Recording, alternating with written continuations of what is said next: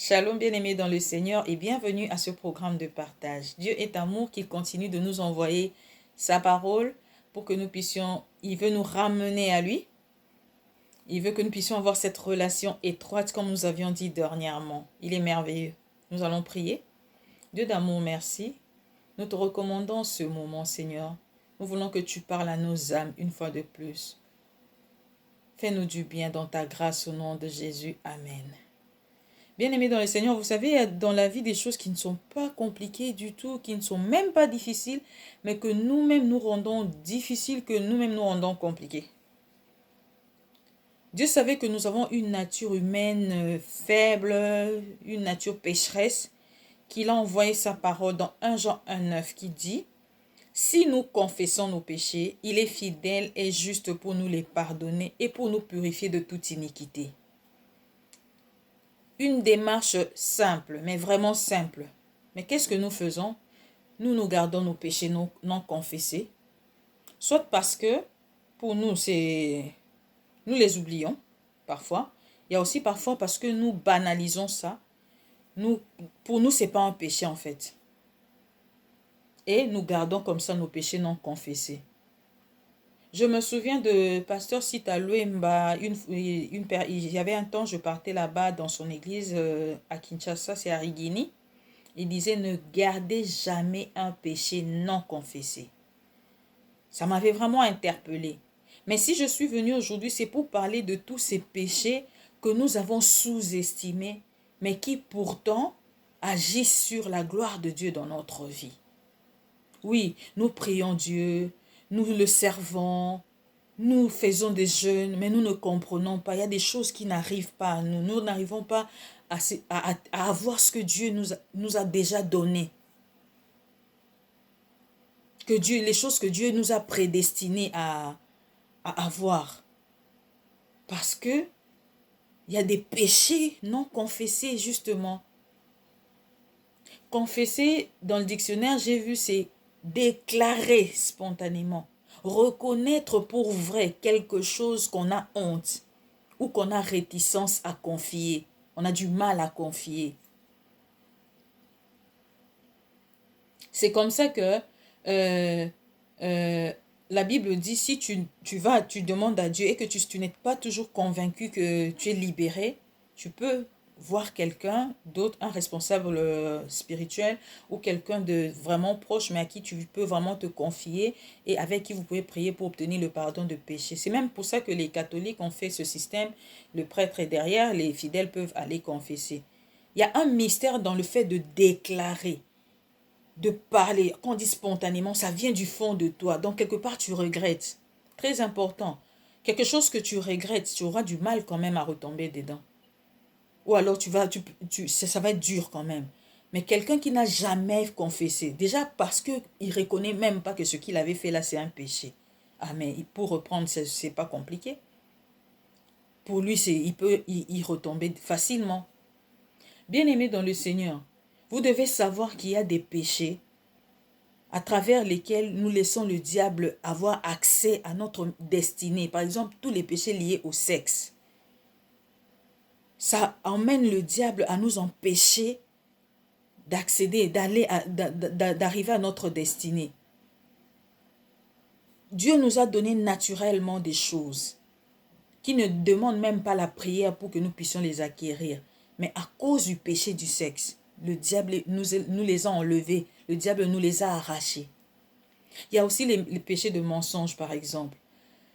Le diable, la Bible dit, c'est le père de mensonges. Toi, tu t'es servi de lui pour créer ton entreprise. Tu t'es servi du mensonge pour obtenir je ne sais pas quel autre document. Tu t'es servi du mensonge pour entrer en relation avec la femme ou l'homme de ta vie. Parce qu'il y a des hommes ou des femmes qui mentent sur toute la ligne pour pouvoir obtenir forcément la personne en face. Il ne faut pas te plaindre quand le diable viendra pour réclamer sa part dedans. Parce qu'il a sa main sur ça. C'est lui qui a rendu possible l'existence même du projet. Donc quelque part, c'est son affaire. Et il attendra juste que tu atteignes un certain niveau d'élévation dans ton entreprise là pour qu'il vienne maintenant commencer à te nuire, à te réclamer des choses. Et il y a beaucoup d'autres péchés aussi que nous banalisons parfois. Le mauvais langage, l'injure facile, le mauvais traitement des autres parce que il est inférieur à toi, il est subalterne, tu lui manques, tu ne sais pas comment lui parler. Il y a des péchés, entre guillemets, petits péchés, mais qui peuvent aussi nous empêcher d'accéder à la gloire de Dieu, de voir la main de Dieu. Il n'y a qu'une seule démarche possible pour obtenir le pardon de péché, c'est de les confesser. Simple. Mais nous, qu'est-ce que nous faisons? Parfois, nous cachons nos fautes, nous voulons trouver des excuses, nous voulons les justifier. Nous allons lire la parole de Dieu dans Psaume 32 du verset 1er au verset 5. La Bible dit: Heureux celui à qui la transgression est remise, à qui le péché est pardonné. Heureux l'homme à qui l'Éternel n'impute pas l'iniquité. Alléluia. Et dans l'esprit duquel il n'y a point de fraude. Essayez de voir l'inverse. Il est malheureux celui à qui la transgression n'est pas remise, à qui le péché n'est pas pardonné. Il est malheureux l'homme à qui l'Éternel impute son iniquité. Et dans l'esprit duquel il y a fraude. Nous fraudons. Nous voulons cacher, nous voulons faire voir que ça va, nous n'avons pas péché. C'est pas péché, c'est pas péché. Ce qu'on a péché là, c'est pas péché même. Je me souviens d'un exemple d'une servante de Dieu qui disait, c'est comme si tu viens, tu ouvres ton réfrigérateur, tu vois qu'il y a ça pue en fait, ça sent mauvais. Et tu prends le désodorisant pour vaporiser. Il y aura toujours l'odeur. Il faut prendre juste le temps d'ouvrir ton réfrigérateur, de rechercher où se trouve le problème. Il y a peut-être quelque chose qui est pourri à l'intérieur. Quand tu vas enlever ce qui est pourri, tu enlèves tout ce qui n'est pas bon, tu nettoies ton réfrigérateur, tu vas retrouver cette odeur de fraîcheur de ton réfrigérateur. C'est comme ça avec nous. Nous devons éviter de frauder, de nous cacher derrière des justifications. Nous venons vaporiser notre vie. Tu as commis l'adultère, toi une femme mariée, tu vas justifier ça par le fait que c'est monsieur qui m'avait trompé. Non, mais il y a aussi des femmes que les maris ont trompé, mais elles ne sont pas tombées dans l'adultère. Tu as commis l'adultère, tu as commis l'adultère. Tu as volé, j'ai volé parce que. J'ai fait ça parce que. Non, nous n'avons pas besoin de nous justifier auprès du Seigneur. Nous avons juste besoin de confesser. Et puis nous devons confesser nommément. Il ne faut pas confesser en gros. Non, il faut confesser en détail. Oh Seigneur, j'ai commis beaucoup de péchés, tu connais mon cœur. Seigneur, vraiment, je confesse tous mes péchés. Non, non, non, non, non, il faut détailler. Il faut citer chaque péché par son nom. Seigneur, j'ai commis l'adultère. Voici ce que j'ai fait. Seigneur, vraiment pardon. C'est ça, avec ton cœur. Parce que ça te fait mal. Nous allons continuer la lecture. Tant que je me suis tue, mes os se consumaient. Je gémissais toute la journée. Aïe. Car nuit et jour, ta main s'appesantissait sur moi. Dieu ne nous laisse pas tranquilles, tellement il nous aime. Il nous aime tellement que sa main s'appesantit sur nous. Ma vigueur n'était plus que sécheresse comme celle de l'été. Au verset 5, nous lisons: Je t'ai fait connaître mon péché. C'est ce que Dieu attend de nous. Alléluia.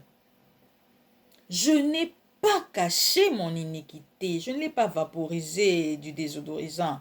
J'ai dit, j'avouerai mes transgressions à l'Éternel. Alléluia.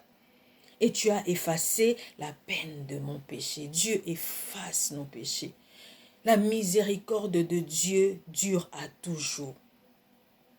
Mais comment pouvons-nous bénéficier de sa miséricorde si nous ne savons même pas que ce que nous avons fait là, c'est un péché? La Bible dit dans Psaume 103, verset 12, « Autant l'Orient est éloigné de l'Occident, autant il éloigne de nous nos transgressions. » Bien-aimés, reconnaissons avec toute humilité nos fautes. Confessons-les à Dieu. Il va nous accorder le pardon. Il va effacer toutes nos fautes. Que Dieu vous bénisse. Seigneur, merci. Merci pour cette parole. Tu nous l'as envoyé, Éternel, parce que tu nous veux du bien.